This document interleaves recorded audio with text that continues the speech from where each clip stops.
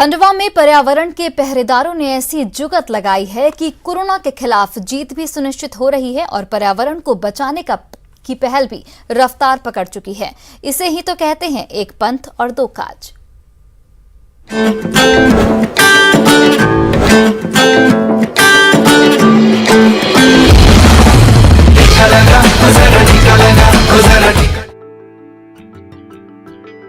Corona को करारी हार भी मिले और हम पर्यावरण संरक्षण को लेकर सचेत भी हो जाएं। इन दोनों अनिवार्य सबक को कैसे एक साथ पूरा किया जा सकता है, अगर ये समझना हो तो आप मध्य प्रदेश के खंडवा आ जाइए। यहाँ खंडवा जिला प्रशासन ने मानव सभ्यता को बचाने की दो अनिवार्य मुहिम को एक सामाजिक संस्था के साथ मिलकर एकाकार कर दिया है।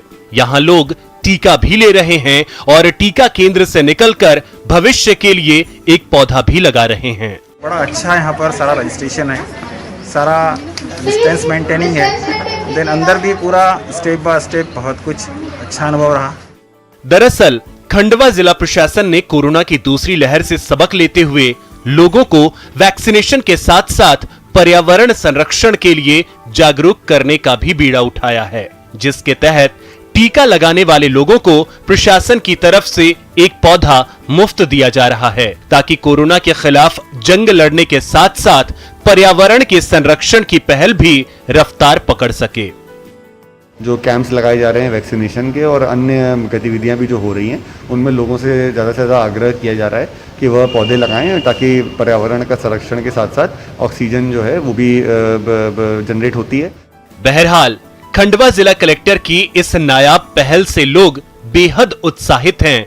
वहीं जिले में दूसरी सरकारी योजनाओं के तहत भी वृक्षारोपण की मुहिम जोर पकड़ चुकी है। हालांकि ये कोशिश कितनी कामयाब होगी ये तो आने वाला वक्त ही बताएगा, लेकिन हाँ, इतना जरूर है कि इंसानी वजूद को बचाने की दो अनिवार्य मुहिम को एक साथ जमीन पर उतारने की ये कोशिश एक बेहतर कल की उम्मीद पैदा करती है। खंडवा से bureau report, news 18 network.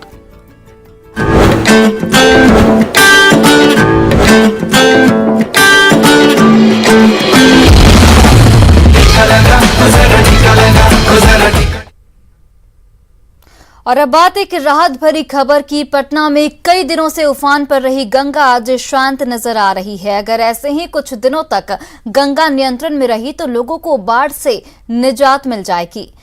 Patna की रानीघाट की तस्वीरों को दिखा रहे हैं हमारे सहयोगी अमित कुमार।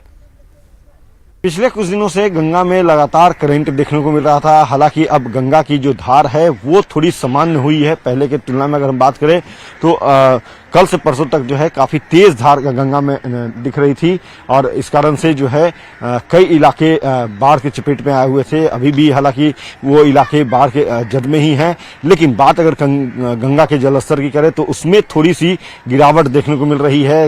वजह है जो धार है वो सामान्य से थोड़ा अब ऊपर है। अगर इस तरह से गंगा लगातार जो है वो नियंत्रित होती रही तो आने वाले कुछ दिन में जो है वो गंगा खतरे के निशान से बिल्कुल नीचे आ जाएगा और कई इलाके जो जलमग्न हैं, बाढ़ के चपेट में हैं, वहां से भी पानी का उतरना शुरू हो जाएगा। तो फिलहाल थोड़ी राहत की खबर ये है कि गंगा जो उफान पे थी वो अब थोड़ी जो है वो होने लगी है और इस कारण से लोग जो दियारा इलाके के जो लोग हैं वो थोड़ा राहत महसूस कर रहे हैं। बाढ़ के जो चपेट में आए हुए लोग हैं वो थोड़ा राहत महसूस कर रहे हैं। जिला प्रशासन और सरकार भी राहत महसूस कर रही है, चूंकि हालांकि लगातार जो है वो राज्य सरकार की तरफ से राहत बचाव कार्य जारी था और इस कारण से जो लोग थे डियर के इलाके के या जो बाढ़ग्रस्त इलाके में जो लोग थे वो राहत शिविर कैंप में आकर के रह रहे थे। तो ऐसे में अब चूंकि गंगा की धार आप देख भी सकते हैं कि पहले की तुलना में काफी धीमी हुई है, नमी आई है गंगा की धार में और इस कारण से गंगा का जलस्तर थोड़ा नीचे आया है और स्थिति यही रही। जो जानकारी बता रहे हैं कि अगर स्थिति यही रही तो आने वाले 4 से 5 दिन में गंगा जो है और भी सामान्य स्थिति में आ जाएगी और जल्द ही जो है बहुत जल्द खतरे के निशान से नीचे आ जाएगी। कैमरा पर्सन मनीष जुनेजा के साथ अमित कुमार, न्यूज़ 18 पटना। वहीं गोपालगंज में कटैया प्रखंड के बेल्ही घास पैक्स और व्यापार मंडल में बड़ी पैमाने पर धान और गेहूं खरीद में गड़बड़ी का मामला सामने आया है। यहां पर वैसे किसानों के नाम पर धान की खरीद की गई, जिसके पास न तो जमीन है और न ही रहने के लिए एक पक्का मकान। हजारों क्विंटल धान की खरीद तो की ही गई, साथ ही साथ करोड़ों रुपए का उठाव भी कर लिया गया। देखिए हमारे सहयोगी मुकेश कुमार की रिपोर्ट। अभी हम कटिया प्रखंड के बेल्ही खास जो पैक्स है, उस पैक्स के में बड़े पैमाने पर घोटाला हुआ है। यहाँ पर धान खरीद में बड़े पैमाने पर धान भी बढ़ती गई थी।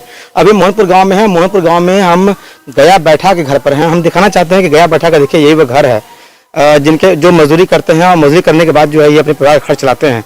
सबसे बड़ी विडंबना है कि मोहन जो गया बैठा है, इनके नाम पर पैक्स में जो है कई क्विंटल धान जो है वो धान बेचा गया और इनके खाते में पैसे मंगाया गया, लेकिन ये पैसा इन्हें नहीं मिल पाया। हम खुद इन्हें जानने की कोशिश करते हैं। आपके द्वारा 98 क्विंटल धान बेचा गया है, पैक्स में खरीदारी किया गया था, क्या कहने इस बारे में? उसके बारे में हमको मालूम नहीं है। आपने नहीं कोई धान बेचा? नहीं, हम नहीं बेचा। तो आपके खाते में पैसा भी आया था? हाँ, आया था। क्या वो पैसा? वो पैसा बोले कि हमारा पैसा आया है हमारे खाते में, निकाल के दे दो। निकाल के कौन बोला? आलोक तिवारी। आलोक तिवारी कौन है?